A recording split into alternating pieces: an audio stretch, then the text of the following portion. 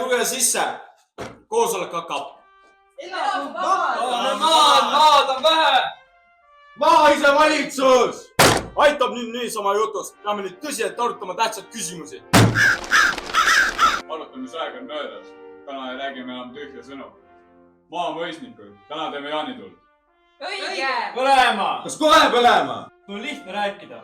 Tuled karjud, pange põlema ja lähed tagasi. Aga me elame siin. Minu lapsed leiva saavad, kui ma mõisa aidab maha põletan. Maad on vaja, mitte tuld. Küsime maad, siis on ka leiba. Maad küsida. Me oleme mitusada aastat küsinud maad. Arpaksid olge vait. Siin on julgete meeste tegude aeg. Eilsel Voota koosolekul ütlesid need ka, et nüüd on õige aeg. Tallinnas tullakse juba relvadega. Kohila ei tohi maha jääda, vaid peab esimene olema. Tulge sisse. Kes teie ajate? Oleme läbi sõinud. Tulime kuulama ja vaatama. Kuulata võib, aga rääkimata ei lahku siit keegi. Vennad, Eesti rahvas on kaua kannatanud. Kaua me laseme ennast alla suruda. Peame nõudma õigust ja õiglust. Jah, õige! See ise valitsus nüüd alla surub ja arvest eestlastega. Me peame ise oma asjadele otsustama. Muidugi!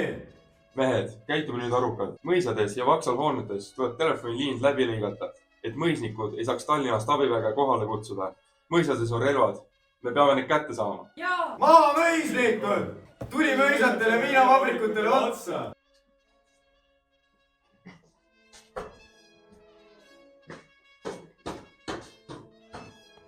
Osa meestest lähevad Koila mõisa, teine Vaksalisse. Mõlemast tuleb telefon kahjutuks teha, mõisast relvad saada. Koila mõis ootab. Kes ei tule, on mõisnike poolt ja tööliste vastu. Maaise valitsus! Tahame maad! Elame vabadus!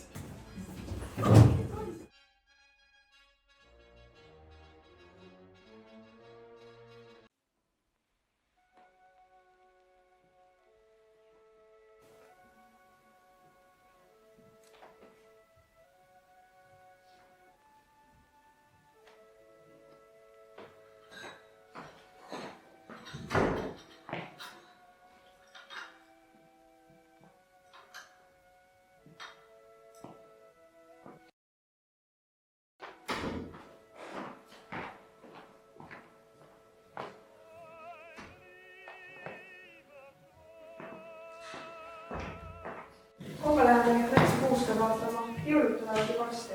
Mamma, kas Tallinnas on ikka linnas? Eks ikka kuulake. Seal tuleb lumi alati enne ilma. Täna hommikul tuli kiri Tallinnast. Rahutus. Töölised liiguvad maale. Räägitakse, et osad põletatud on mõisad. Räägitakse palju, küllap seda on teada. Ma loodan. Aga siiski. Anna, kontrolli kõik uksevälised lukus. Jah, härra. Papa, kas massulised tulevad siia ka? Ei, poeg. Meie paberivabriku töölised nii mässama ei hakka. Ja Tallinna töölistel ei ole siia asja. Mamma, papa! Ärge kartke, küll elekter tuleb varsti tagasi. See ei ole hea märk. Elektriliinidega on midagi valesti või on keegi rikkunud.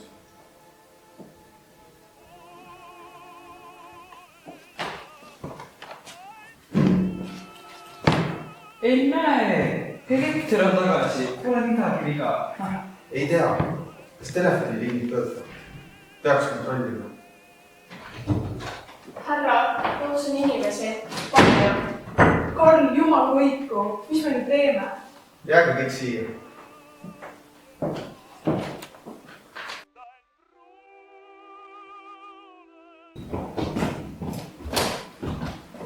Koila mõisnik, Arvo on Lüüder. Nõuame, et annaks üle kõik mõistus olevad relvad. Mõisas on ainult üks relv, minu käes. Võtte, kui on vaja. Mis mõttes ainult üks relv? Me vaatame seda asja, võtame relva ja samuti ka Korunjärve kaasa. Mehed! Ei, ärge viigendada. Ta ei ole teile midagi teinud ja ta on perekond ja lapse. Ega keegi teda tappama hakka. Viime härra vallani. Hoia ema ja väikesed õdesi. Ma tulen ise tagasi. Ruttu nüüd, meil pole aega siin oodata. Jumal, hoiata. Samal ajal, kui Kohila mõisa mindi, liikus teine salk Kohila Vaksalisse. Siin purustati telefoniseadmed, et linnast ei saaks sõjaväge kohale kutsuda. Jaamas seisis tagavararõivastel 2 vagunit Tohisoo mõisa piiritusega. Need lükati mässuliste poolt rööbastelt maha ja pandi põlema. Kaugemal arvati, et Kohila mõis põleb. Kohila mõis põletati aga alles ilmselt 14. detsembril. Sõjavälikohut mässuliste üle peeti Kohilas 3. ja 4. veebruaril 1906. aastal. Kohut juhatas karistussalkade üldjuht Eestis, kindral Pesoprasov isiklikult. Kogu vallarahvas alates 16. eluaastast oli kokku kavandatud 100 kohtupidamist ja karistamist vaatama. Pesoprasov pidas kokku tulnutele noomituskõne ja lasi laulda hümni Jumal keisrit kaitsesa. Laulmise ajal pidid kõik olema põlvili ja paljaväi.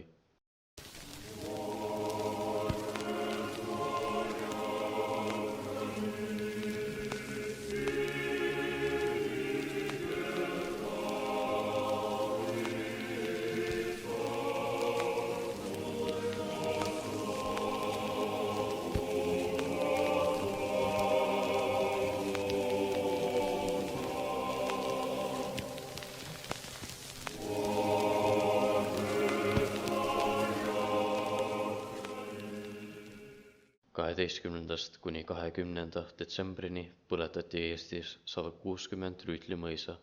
Revolutsiooniline liikumine suruti maha karistussalkadega.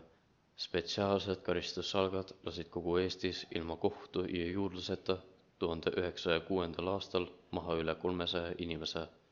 Lisaks mõistsid sõjakohtud surma ligi 200 inimest. Ihunuhtlust sai ligi 600 süüdistatavat, 100 pandi vangi ja saadeti Siberisse. Baltimaades puhkenud revolutsioon ning selle metsik mahasurumine pälvisid tähelepanu kogu Euroopas, kus hakati teadvustama eestlaste ja lätlaste olukorda ning probleeme. Nüüd, 120 aastat hiljem, vaadates tagasi nendele kaugetele sündmustele, ei jäta need meid ükskõikseks. Linnast tulnud mehed kütsid üles siinsed elanikud, tuues kaasa kannatused paljudele kohalikele inimestele ja kadusid. Vastutama pidid ikkagi need, kes siin elasid, kes kätte saadi. Võime tõdeda, et vähe oli lootust, mõistmist ja armastust mõlemal pool. Samas 1905. aasta detsembrikuus enne jõule Kohilas toimuv oli lüliks teel ühe väikese rahva iseseisva riigini, milleni jäi toonastest sündmustest veel 13 aastat.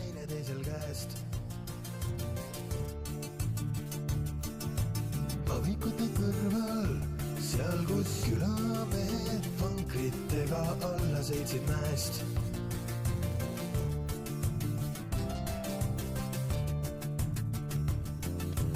Meie ei seisnud ju lippude all, meid ei tabanud kuulid. Punaseks värvis linade voodil veri, mis tuli su huulilt.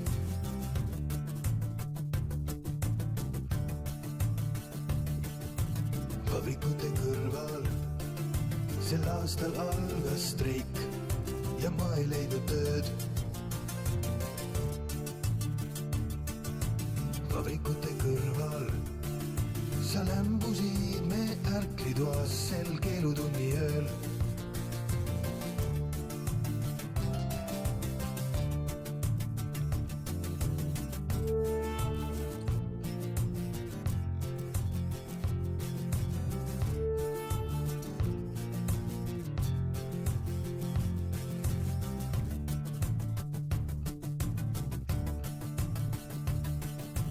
Pavikute kõrval, seal kus kasvab rohi, seisime ja hoidsime teineteisel käest. Pavikute kõrval, kas üldse lootust oli, sa vastasid kui kaunis päev.